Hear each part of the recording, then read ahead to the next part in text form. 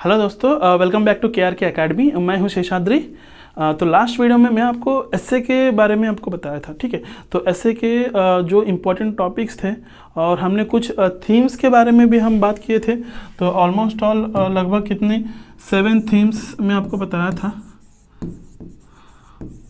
ठीक है। तो इस 7 थीम्स में एक एक थीम में आपको ऑलमोस्ट ऑल 8 to 10 टॉपिक्स भी हैं, सब टॉपिक्स है। तो हमने लास्ट वीडियो में ऑलमोस्ट ऑल 50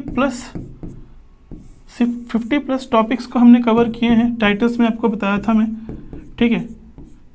जो हमने यूपीएससी हर साल उस डायमेंशंस, उस थीम्स के ऊपर, उस 7 थीम्स के ऊपर ही, उस डायमेंशंस में ही मैंने क्वेश्चंस पूछ रही है, ठीक है। तो लास्ट 3 to 4 ईयर्स में जो एनालिसिस मैंने किया था, ठीक है। तो इसीलिए उस थीम अप्रोच के हिसाब से मैंने आपको कंप्लीट वो 7 थीम्स के बारे में बताया था, और जिसमें जो टॉपिक्स भी है ऑलमोस्ट 50 प्लस टॉपिक्स हमने कवर किए, ठीक है।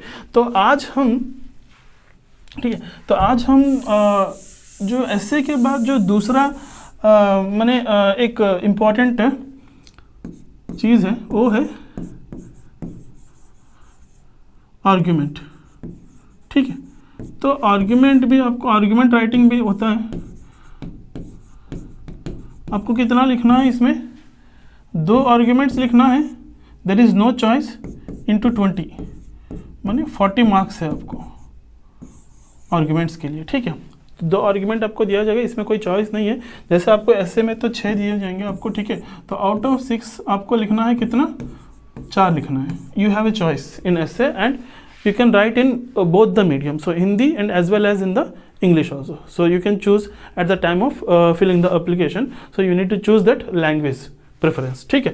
तो आप हिंदी या फिर इंग्लिश में लिख सकते हैं, मगर ये आर्ग्यूमेंट जो है, ठीक है, आपको कंप्लीटली इंग्लिश में ही करना है। So there is no choice in this, ठीक। तो आर्ग्यूमेंट आपको क्या है, मैंने आर्ग्यूमेंट का मतलब क्या है, ठीक है, तो वो आपको पहले समझना है। और इसमें आर्ग्यूमेंट का जो बेसिक स्ट्रक्चर होता है तो वो भी देखेंगे हम कैसे रहेगा, ठीक है। तो आर्ग्यूमेंट का जो बेसिक स्ट्रक्चर रहेगा, देखिए, जो आर्ग्यूमेंट है, ठीक है, टाइटल दिया जाता है आपको, तो सेम आपको मैंने एसए का जो बेसिक स्ट्रक्चर रहेगा तो उसी प्रकार रहेगा, मगर आपको आर्ग्यूमेंट में जो इंट्रो रहेगा वेरी शॉर्ट, ठीक है। तो आपको 3 to 4 लाइन्स, 3 to 4 लाइन्स में आपको इंट्रो लिखना है। उसके बाद आपको आएगा क्या? Argument.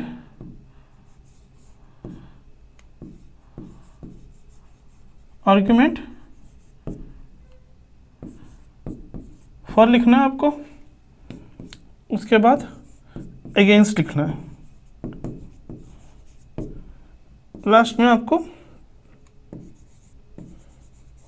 Way forward and conclusion, ठीक है। तो ये है intro, pros and cons, for and against मैंने प्रोस एंड कॉन्स आएगा, ठीक है। उसके बाद आपको वे फॉरवर्ड, उसी में आपको कंक्लूजन भी देना है, ठीक है। तो ये रहेगा, ठीक है। फर्स्ट ऑफ ऑल हम समझते हैं कि मैंने आर्ग्यूमेंट राइटिंग का मतलब क्या है। So what is a counter argument, ठीक है। तो a counter argument is an opposing viewpoint that challenges the main argument of your title, ठीक है। तो जो भी टाइटल आपको पूछा जाएगा तो उस टाइटल के अनुसार, अकॉर्डिंग, ठीक है, तो आपको कुछ पॉइंट्स, आपको एडवांटेज, जो टाइटल दिया गया उसका एडवांटेज क्या है, और at the same time so आपको डिसएडवांटेज भी आपको उसके ऊपर भी बात करना है, ठीक है। And means pros and cons, ठीक है। It shows that you have considered the multiple perspectives before concluding. तो मैंने आपको बिफोर आप कंक्लूड करने से पहले आप उसको मैंने प्रोस एंड कॉन्स, मैंने डिफरेंट थॉट प्रोसेस से, डिफरेंट पर्सपेक्टिव से आप उसको मैंने सोच के जो भी आप पॉइंट्स आप बताते हो, ठीक है, तो वो कंक्लूड करने से पहले वो सारी चीज़ें होना चाहिए, ठीक है। And this makes your content balanced, analytical and objective, ठीक है। So which is important for UPSC level exam. जो भी आप कंटेंट आप लिख रहे हो, ठीक है, तो उसको कैसे करना, कैसे रखना, बैलेंस्ड रखना है। That should be analytical and objective, ठीक है। तो ये हो गया आपका what is meant by counter argument, counter argument का मतलब क्या है, ठीक है। तो ये पहले आपको समझना है काउंटर आर्ग्यूमेंट माने क्या है, क्या लिखना है हमें, राइट। तो understanding the topic thoroughly, first of all हम देखते हैं स्टेप बाय स्टेप, ठीक है, आर्गुमेंट राइटिंग का जो प्रोसेस है, तो क्या आपको कैसे आपको करना है, राइट, ठीक है। First of all you need to understand the, जो भी आपको टॉपिक पूछा जाता है तो उसको आप पहले समझना पड़ेगा, ठीक है। तो कुछ मैंने यूपीएससी अभी डायरेक्ट टॉपिक्स, डायरेक्ट टाइटल्स नहीं पूछते हैं कभी भी, ठीक है, तो इनडायरेक्ट वे में पूछते हैं, तो उसको आप समझना पड़ेगा पहले, ठीक है। तो उसके बाद आपको read the topic carefully and break it into key themes, topic को पढ़िए पहले, ठीक है, उसके बाद उसको डिवाइड कीजिए, कौन से मैंने डायरेक्शंस या फिर अप्रोच करके मैं लिख सकता हूँ इस पॉइंट्स को, ठीक है। तो उसको डिवाइड कीजिए की थीम्स के ऊपर, and identify pros and cons logically before forming your stance, ठीक है। उसके बाद आपको प्रोस एंड कॉन्स, उसमें प्रोस क्या है उस टाइटल के अनुसार प्रोस क्या हो सकती है एंड कॉन्स क्या है, ठीक है। तो वो आपको एनालिसिस करना पड़ेगा, ठीक है। Consider political, economic, social and legal perspectives, आपको उस टाइटल के ऊपर जो भी टाइटल पूछा जाएगा आपको वो माने मल्टी डायमेंशंस आपको मैंने सोचना पड़ेगा, पॉलिटिकल वे में भी सोचना पड़ेगा आपको, इकोनॉमिक, सोशल एंड लीगल, ठीक है। और भी अगर कुछ उसका और भी चीज़ें हैं तो उसके ऊपर भी आपको सोचना पड़ेगा, ठीक है। तो हमेशा आपको मल्टीपल डायमेंशंस आपको सोचना पड़ेगा जो भी टॉपिक आपको दिया जाएगा, तभी आपका सारी चीज़ें आप मैंने प्रोस क्या है इसमें, आप कॉन्स क्या है वो आप फिल्टर आउट करके आप अच्छे से लिख सकते हो, ठीक है। नेक्स्ट ये थोड़ा छोटा सा ट्रिक है, ठीक है। देखिए, use the C approach for strong arguments, ठीक है। सी मैंने एक एब्रिवेशन है, state the argument carefully, S का मतलब, नेक्स्ट ई का मतलब एक्सप्लेन विथ कंटेक्स्ट, ठीक है। नेक्स्ट ई का मतलब एग्जाम्पल, एविडेंस, ठीक है। फॉर एवरी आर्ग्यूमेंट फॉर और against structure your response using the C method, इसको सी मेथड बोलते हैं, ठीक है। तो अभी तक मैंने जितने भी मैंने इस CAPF एग्ज़ाम के लिए प्रिपेयर कर रहे हैं, तो इस सी मेथड के बारे में if you have idea so that is well and good, if you don't have any idea means so अगर आप नहीं जानते हो तो समझ लीजिए, ठीक है। सी मेथड जो है तो very important for the argument writing. So पहले आपको क्या करना है, state the argument clearly, argument make a clear point. तो जो भी टाइटल पूछा जा रहा है तो उसके ऊपर एक क्लियर पॉइंट आप बनाओ पहले, ठीक है। उसके बाद आपको उसको explain with context, provide logical reasonings, ठीक है। तो उसके बाद उसको एक्सप्लेन करना है विथ कंटेक्स्ट के साथ, प्रोवाइड लॉजिकल रीजनिंग्स, लॉजिक होना चाहिए, जो भी आप लिख रहे हो बता रहे हो तो उसके पीछे लॉजिकल रीज़न होना चाहिए। Next, example and evidences, use real world examples, reports, loss और केस स्टडीज। आर्ग्यूमेंट में हमेशा आपको अगर जो भी आप पॉइंट लिख रहे हो ना, तो हर पॉइंट के लिए अगर एग्जाम्पल के साथ अगर लिखते हो ना, कुछ एग्जाम्पल के साथ जो भी हो, तो गवर्नमेंट रिलेटेड एग्जाम्पल हो या फिर कहीं जो इश्यू हुआ है उसको केस स्टडी भी ले सकते हो आप, ठीक है। कोई रिपोर्ट्स है, गवर्नमेंट की रिपोर्ट्स है, वो भी आप एज ए एग्जाम्पल ले सकते हो, लॉस या फिर केस स्टडी, कुछ भी अगर एग्जाम्पल के साथ लिखते हो ना तो और भी मैंने उस जो भी आप पॉइंट्स लिखते हो ना तो वो वेरी स्ट्रांग बनेंगे आपको, ठीक है। तो इसीलिए ये जो सी मेथड है, तो अगर ये सी मेथड अगर फॉलो करते हो ना, आपका आर्ग्यूमेंट की जो पॉइंट्स है सो वेरी स्ट्रांग होंगे, ठीक है। नेक्स्ट, की पॉइंट्स टू रिमेंबर, कुछ की पॉइंट्स है तो आपको थोड़ा याद रखना है आर्ग्यूमेंट लिखते समय, ठीक है।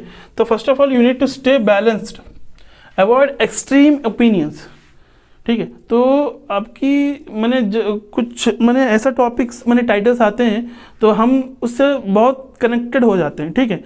तो we will be connected with the topic, ठीक। तो बस वो ज़्यादा कनेक्ट होने के बाद हम क्या करते हैं ना, तो थोड़ा डीप जाते हैं, तो एक्सट्रीम लेवल सोचने लगते हैं, तो उसके ऊपर जो भी चीज़ें आते हैं तो वो सारी चीज़ें लिखते हैं हम, ठीक है। ऐसा नहीं, जो भी थोड़ा उसको अवॉइड करना है, ठीक है। जस्ट आप अकॉर्डिंग टू द टॉपिक आप उसको मैंने प्रोज कितना लिखना है उतना ही लिखना है, और कॉन्स कितना लिखना है उतना ही लिखना है, ठीक है। तो avoid extreme opinions, use facts and datas, मैं आपको अभी बताया था ना। तो आपको ज़्यादा से ज़्यादा फैक्ट्स एंड डेटास ज़्यादा यूज़ करना है आपको आर्गुमेंट लिखते समय। देखिए, support your views with government reports, supreme court judgments, ठीक है, international and national examples. So supreme court जो जजमेंट्स हैं तो उसका एग्जाम्पल यूज़ कर सकते हैं आप, ऐसा कुछ अगर टॉपिक आपको रेलेवेंट करता है, उससे मैच करता है, ठीक है। तो government reports, facts, case studies, examples, ठीक है, जो भी चीज़ें हो रही हैं, तो वो सारी चीज़ें आपको हमेशा मेंशन करना है आर्गुमेंट लिखते समय, जो भी पॉइंट्स आप लिख रहे हो, ठीक है। राइट इन सिंपल लैंग्वेज, ठीक है, तो ज़्यादा कॉम्प्लिकेट मत कीजिएगा, ठीक है, सिंपल लैंग्वेज यूज़ कीजिए। जो भी आप लिख रहे हो ना, सेंटेंस फ्रेम जो है, फ्रेमवर्क ऑफ द सेंटेंस अच्छी होनी चाहिए, ठीक है। तो जो भी पढ़ रहा है तो उसको समझ में आना चाहिए, जो इन्विजिलेटर जो भी कर रहा है तो उसको समझ में आना चाहिए आप क्या लिखे हो। तो आपका जो आइडिया है, थॉट प्रोसेस है, आइडियोलॉजी है, तो उनको समझ में आना चाहिए, ठीक है।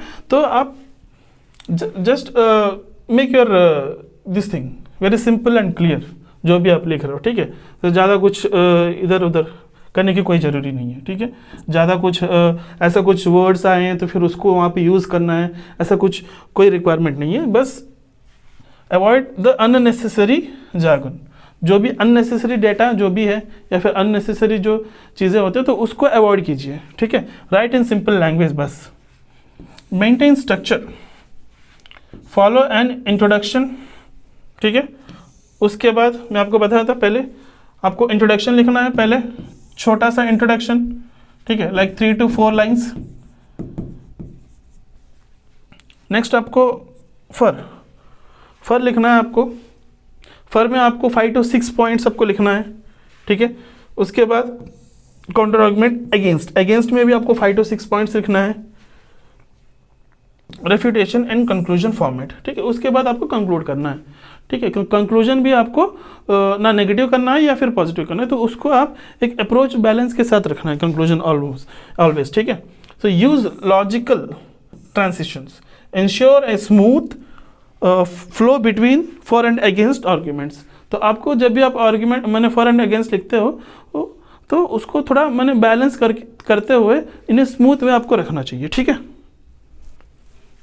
Yes, structure for and against arguments same thing है, तो बस थोड़ा डिफरेंट वे में आपको बताया गया है। तो a well written counter argument should have a balance structure, जैसे मैं आपको पिछले स्लाइड में बताया था, ठीक है। बैलेंस स्ट्रक्चर होना चाहिए with clear arguments on both sides, उसको बैलेंस रखना है, बोथ साइड्स पे बैलेंस रख के आपको पॉइंट्स जो भी है निकाल के रखना है, ठीक है। पहले क्या करना है आपको, इंट्रोडक्शन में क्या बोला था मैंने, डिफाइन द टाइटल को डिफाइन करना है आपको, ठीक है। तो समझना है आपको क्या समझ रहे हो, टाइटल का मतलब क्या है, ठीक है। सो उसकी it's roles and why regulation is debated, ठीक है। तो वो टाइटल क्यों उतना प्रचलन है, ठीक है, और उसको मैंने डिबेट क्यों कर रहे हैं हम, उस टाइटल के ऊपर डिबेट क्यों कर रहे हैं हम, तो वो आपको पहले समझना पड़ेगा। तो उसके ऊपर आपको इंट्रोडक्शन लिखना है, ठीक है। तो आर्ग्यूमेंट्स फॉर रेगुलेशन प्रोस में आपको 5 to 6 जैसे मैं आपको बताया था, ठीक है। एंड कॉन्स में भी आपको 5 to 6 पॉइंट्स स्ट्रॉन्ग पॉइंट्स लिखना है। एंड बैलेंस्ड अप्रोच में आपको बताया था ना, तो वे फॉरवर्ड कंक्लूजन जब भी आप करते हो तो बैलेंस्ड अप्रोच रखना चाहिए। मैक्सिमम जो भी फैक्ट्स है, फैक्ट्स ज़्यादा से ज़्यादा एग्जाम्पल यूज़ करते, फैक्ट्स मेंशन करते हुए अगर आप पॉइंट्स लिखते हो तो मैक्सिमम आप स्कोरिंग कर सकते हो। तो आउट ऑफ 20 आपको 10+ मार्क्स आएंगे, आपको ऑलमोस्ट 10 to 12 मार्क्स, ठीक है। तो मैक्सिमम मार्क्स 50 to 60% मार्क्स ही देते हैं, कितना भी अच्छा लिख लो आप, ऐसे हो या फिर आर्ग्यूमेंट हो, ठीक है। तो मैक्सिमम अगर ज़्यादा से ज़्यादा और भी अच्छा है तो मैक्सिमम 15 मार्क्स आप लेके आ सकते हो आर्ग्यूमेंट में, ठीक है। तो आर्ग्यूमेंट थोड़ा मैंने ऐसे आर्ग्यूमेंट क्योंकि पॉइंट वाइज लिखना पड़ता है, ठीक है, थोड़ा आपको मैंने सोचने के लिए थोड़ा टाइम मिल जाएगा, ठीक है। तो आर्ग्यूमेंट जब भी आप लिखते हो ना तो आपको थोड़ा जल्दी हो जाएगा आर्ग्यूमेंट लिखने में, ठीक है। तो ऐसे को आपको थोड़ा सारी चीज़ें आपको अप्रोच करते हुए सारी चीज़ें लिखना पड़ेगा ऐसे में, मगर आर्ग्यूमेंट में थोड़ा अगर आपका कंटेंट अच्छा है, ठीक है, सेंटेंस फॉर्मेशन अच्छा है, ठीक है, थॉट प्रोसेस आपका अच्छा है, तो you can do very well in the argument writing, ठीक है। And conclusion logical summary without any बायस, ठीक है। तो उसमें आप मैंने गवर्नमेंट जो भी आप कंक्लूजन लिख रहे हो तो that should be in A positive note, मैंने एक्सट्रीम बैड भी नहीं होना चाहिए, एक्सट्रीम गुड भी नहीं होना चाहिए, ठीक है। तो ऐसा रख के आप आपके आर्ग्यूमेंट आप लिख सकते हो, ठीक है। तो ये आर्ग्यूमेंट लिखते समय कुछ मैंने फ्रेजल वर्ब्स होते हैं, ठीक है। तो वो अगर आप यूज़ करते हो ना, आपकी जो आर्ग्यूमेंट है तो और भी अच्छा लगेगा आपको। इन्विजिलेटर को जो भी मैंने आपकी पेपर चेक करेंगे यूपीएससी में, तो उनको लगेगा अच्छा, ठीक है। तो वेल अप्रोच एक अच्छा स्ट्रक्चर बनेगा। जैसे कि देखिए आपको टू इंट्रोड्यूस काउंटर पॉइंट्स, ठीक है। So to present counter arguments effectively use the appropriate transition words, कुछ ट्रांजिशन वर्ड्स होते हैं, ठीक है। तो वो आपको यूज़ करना है। तो यहाँ पे मैं मेंशन किया हूँ, तो कहाँ कहाँ आपको यूज़ कर सकते हैं ये सारी चीज़ें। इसको फ्रेजेस भी बोलते हैं, ठीक है। तो जैसे आप ग्रामर में फ्रेजल वर्ब्स आपको फ्रेजल वर्ब के क्वेश्चंस आते हैं, तो उसी प्रकार ये जो फ्रेजेस है, तो आप जब इंट्रोडक्शन लिखते समय या फिर आपको पॉइंट्स लिखते समय फॉर एंड अगेंस्ट, तो वहाँ पे यूज़ करना है या फिर कंक्लूजन में यूज़ करना है, वही है यहाँ पे मैं आपको मेंशन किया हूँ, ठीक है। तो इंट्रोडक्शन काउंटर पॉइंट्स फॉर के अगेंस्ट जब भी आप लिखते हो, तो ये थोड़ा ऐसा करके अगर आप मेंशन करते हो, जैसे देखिए हाउएवर क्रिटिक्स argue that, ठीक है, on the other hand some scholars believe that despite these advantages one must consider, ठीक है। तो ऐसा वर्ड्स अगर यूज़ करेगा ना, तो आपको थोड़ा अच्छा लगेगा। जो पॉइंट्स आप लिख रहे हो ना, तो वेरी परफेक्ट वे में आप उसको प्रेजेंट कर सकते हो। अगर ए फ्रेजेस अगर आप यूज़ कर रहे हैं, तो रिफ्यूट है काउंटर पॉइंट, ठीक है। तो अगेंस्ट में लिखते समय ऑल्दो ऐसा चीज़ है, अगर although this argument holds some merit a deeper analysis suggest, ठीक है। तो वो ऐसा आप लिख सकते हो। While this concern is valid it can be mitigated by, ठीक है। Nevertheless historical evidence shows that, ये एक फ्रेज हो गया, ठीक है। तो ये आप अगेंस्ट लिखते समय ऐसा आप ए फ्रेजेस आप यूज़ कर सकते हो, और फॉर लिखते समय ए फ्रेजेस आप यूज़ कर सकते हो, ठीक है। एंड वाइल कंक्लूडिंग, तो लास्ट में जब कंक्लूड करते समय आप हमेशा थस से middle ground approach should be considered, ऐसे थस करके आप कंक्लूड कर सकते हो, ठीक है। In light of both perspectives, a sentence से भी आप कंक्लूड कर सकते हो, ठीक है। ये कुछ फ्रेजल वर्ब से जो मैं आपको बताया हूँ, ठीक है, right. And these are the मेरे तरफ से कुछ इंपॉर्टेंट टिप्स देना चाहता हूँ, ठीक है। Like see, practice writing at least 40 to 50 होगा, ठीक है, at least 40 to 50 topics of current affairs, ठीक है, on current affairs, security issues, governance, social topics before the exam, ठीक है। एग्जाम से पहले आप ये अगर इसके रिलेटेड टॉपिक्स जो भी है, तो मैंने जो थीम्स में आपको बताया था एस्से में, ठीक है, तो उसके रिलेटेड अगर आप टॉपिक्स अगर कवर कर लेते हो, 40 to ऑलमोस्ट और 50 टॉपिक्स अगर कवर कर लेते हो ना, तो आराम से आप कोई भी अगर टॉपिक पूछा जाएगा आपको एग्जाम में, तो कंप्लीट डेटा रहेगा आपके पास, you can write in a perfect way, ठीक है। This will improve your speed, clarity and ability to form logical counter arguments under exam conditions, ठीक है। समझ में आया आपको जो मैं आपको बता रहा हूँ, ठीक है। जब आप अच्छे से प्रैक्टिस करोगे, प्रैक्टिस करने के बाद उसके लिए आपको देखिए, first of all you need to maintain the consistency. अगर कंसिस्टेंट नहीं हो तो कुछ नहीं कर सकते हम। उसके बाद डेली रेगुलर प्रैक्टिस होना चाहिए, मॉक टेस्ट एंड पीवाईक्यूज हमेशा आपको जब भी आप ए पेपर टू राइटिंग शुरू करते हो, आप लास्ट 5 years का पीवाईक्यूज एनालिसिस कीजिए, ठीक है। टॉपिक्स उठाइए, उसका नोट्स बनाइए, उसका प्रैक्टिस कीजिए, ठीक है। This will helps you very lot.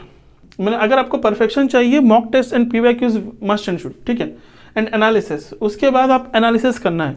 जब आप PYQs या फिर मॉक टेस्ट देते हो, ठीक है, तो आप इवेलुएट करवा लीजिए पेपर को, ठीक है, पेपर को इवेलुएट करवा के, ठीक है, उसके बाद उसका एनालिसिस कीजिए, आप कहाँ आप गलतियाँ कर रहे हैं, उसको आप कैसे आप बेहतर कर सकते हो उस गलतियों को, ठीक है। और गाइडेंस या मेंटरशिप, कोई भी अगर आपको कोई भी जो भी आपका सीनियर है, ठीक है, जो ऑलरेडी CAPF क्रैक किया है, या फिर कुछ इंस्टीट्यूशंस है, ऑनलाइन इंस्टीट्यूशंस है जो ओनली CAPF के लिए आपको मेंटरशिप प्रोवाइड करता है, उनसे भी आप जुड़ सकते हो, ठीक है। तो वो उससे क्या होता है ना, आपको और थोड़ा मैंने अच्छे से जो गाइड करता है ना, जो मैंने आपको थोड़ा गाइड, अगर गाइडेंस मिलता है तो और भी अच्छे कर सकते हो आप। जो चीज़ें आपको मतलब गलत कर रहे हो, उसके ऊपर आपको अच्छे से गाइडेंस मिल रहा है, या फिर इवैल्यूएशन मिल रहा है, आपके पेपर को इवैल्यूएट कर रहे हैं, तो और भी चीज़ें आप अच्छे से उसको कर सकते हैं, ठीक है।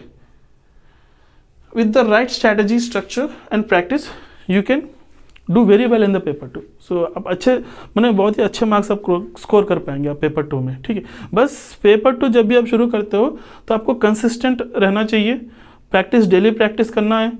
करंट इश्यूज़ जो भी चल रही है आपकी, ठीक है, अभी जो बर्निंग टॉपिक्स है 2025 के लिए, ठीक है, तो उसके ऊपर आप सारे डायमेंशंस, उसको ऊपर आप स्ट्रैटेजीज बनाइए, ठीक है, और प्रैक्टिस कीजिए। ऐसे अगर टॉपिक अगर लगता है आपको टाइटल इस वो एस्से में पूछा जाएगा तो वो एस्से के तौर पे लिख सकते हैं आप, ठीक है। अगर वो काउंटर आर्गुमेंट हो सकता है तो वो काउंटर आर्गुमेंट के रूप में भी उसको आप प्रैक्टिस कर सकते हैं, ठीक है।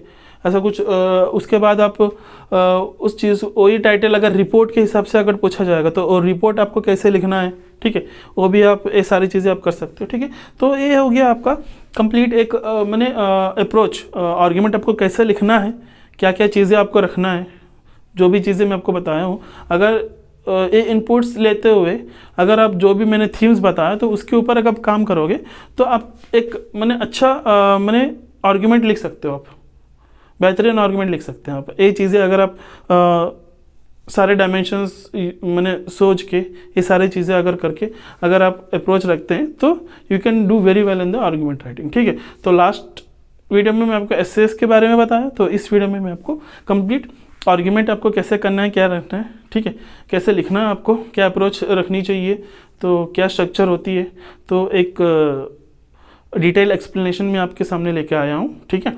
तो नेक्स्ट वीडियो में, अभी आर्ग्यूमेंट हो गया, तो next report writing. Report writing आपका जो कुछ बेसिक डिटेल्स होते हैं, ठीक है, कुछ ट्रिक्स होते हैं, तो आपको रिपोर्ट कैसे आपको लिखना है, क्या अप्रोच रखनी होनी चाहिए, क्या अप्रोच रखना है रिपोर्ट राइटिंग में, ठीक है। तो ये सारी चीज़ें मैं आपको अगला वीडियो में लेकर आऊँगा, ठीक है। तब तक धन्यवाद दोस्तों, मिलते हैं, जय हिंद।